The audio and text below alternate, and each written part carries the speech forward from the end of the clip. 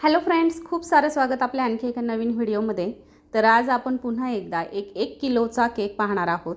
एकदम sober design आहे, पण अगदी युनिक अशी वाटते आणि खूप छान असा बर्थडे बॉयसाठी हा 1 किलोचा चॉकलेट फ्लेवरचा केक आपण बनवणार आहोत।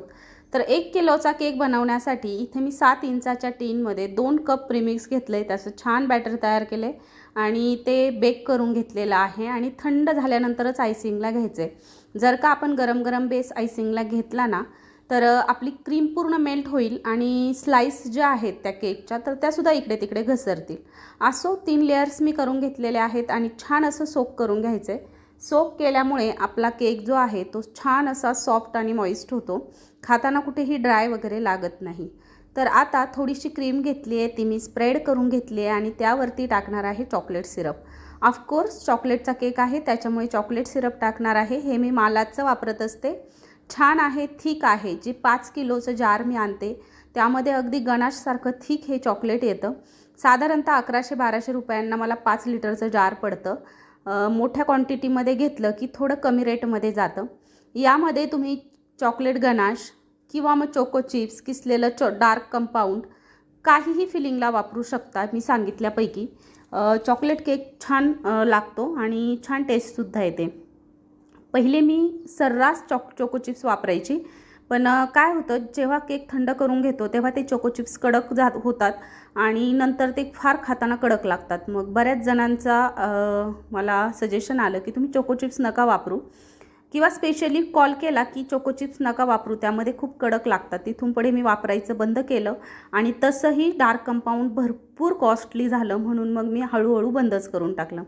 तर आता पुन्हा एकदा तिसरी आणि शेवटची लेयर ठेवून घेतली आहे आणि छान असं क्रमकोट करून घेणार आहे। तर आता तुम्ही आपल्या या मोठ्या व्हिडिओंना प्रेम देतातच, त्याच्यासोबत मी मिनी व्लॉग, शॉर्ट्स आणि छोट्या छोट्या रेसिपीसुद्धा अपलोड करते शॉर्ट्समध्ये, तर तिकडे जाऊनसुद्धा तुम्ही नक्कीच सपोर्ट करा।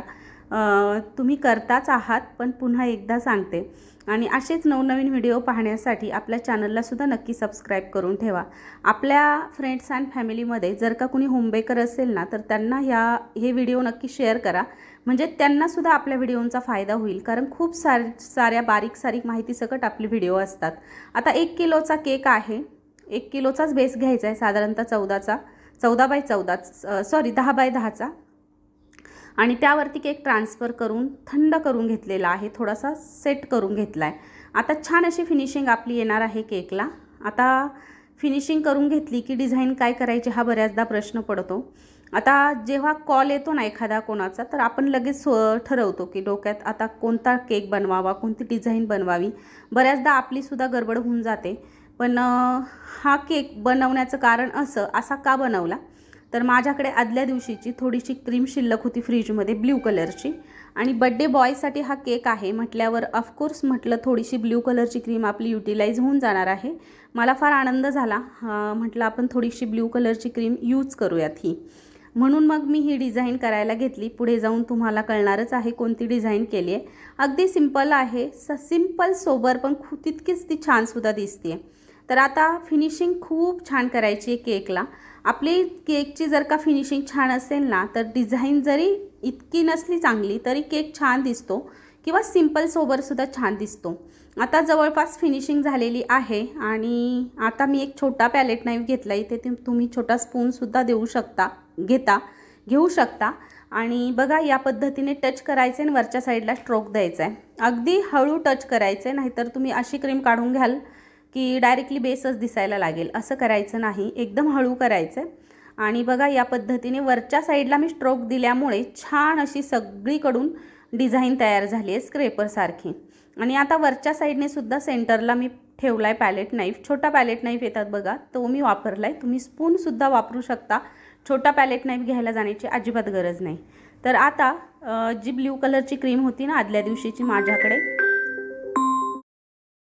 तर मी डिझाईन काढायला सुरुवात केली। छोटंसं नोझल घेतलं आहे 5 नंबरचं स्टार नोझल आणि त्याने डिझाईन करते आहे, कारण क्रीमसुद्धा थोडीशी होती, पण पायपिंग बॅगमधनं पाहिलं का खाली क्रीम पडली आहे। असं बऱ्याचदा होतं, आपण खूप मूडमध्ये येतो डिझाईन वगैरे काढण्याच्या आणि अचानक पायपिंग बॅग तुटली जाते किंवा फाटली जाते। असं कुणाकुणासोबत होतं हे मला कमेंट करून नक्की सांगा। आणि खालच्या साईडने मी थोडेसे गोल्डन बॉल्स स्प्रेड करून घेतलेत, गोल्डन बॉल्स टाकताना बोर्डवरती टाकायचे, ते आपोआप उडून वरती जातात, खूप छान ते केकला चिटकले जातात आणि केकहीचा लुकही छान दिसतो। तर गोल्डन बॉल्स इथे मी वापरले आहेत आणि वरच्या साईडने एक ब्ल्यू कलरचेच 2-3 बटरफ्लाय मी यूज केलेले आहेत। खूप छान केक रेडी झाला होता। सिंपल आहे पण तितकाच तो सुंदर दिसत होता। कस्टमरला तर आवडलाच आणि मलाही खूप आवडला। आणि बर्थडे बॉयचं नाव इथे आपण टाकून घेणार आहोत। तर चला आता श्रीश असं बर्थडे बॉयचं नाव आहे आणि माझ्याकडे आहे छोटं बर्थडे टॅग। ह्याचं मी खालचं साईडचं काढून घेते, तुम्हाला माहिती आहे, आणि ह्याचं छान असं एक टॅग बनवून घेते ठेवायला। आणि आता श्रीश असं मी नाव टाकणार आहे, SHRISH असं श्रीश नाव लिहिणार आहे मी केकवरती। आणि श्रीशला केक तर खूप आवडला, पण तुम्हाला हा केक आवडला का कमेंट करून नक्की सांगा। आणि बघा किती सुंदर झालेला आहे, ब्ल्यू आणि व्हाईटचं कॉम्बिनेशनसुद्धा छान दिसत आहे। आणि कसा वाटला केक कमेंट करून नक्की सांगा। थोडेसे स्प्रिंकलर्स टाकून घेतलेले आहेत। देताय असंच प्रेम देत राहा। आवडला तर लाईक करा, शेअर करा, सबस्क्राईब करा। भेटूयात नवीन व्हिडिओमध्ये, तोपर्यंत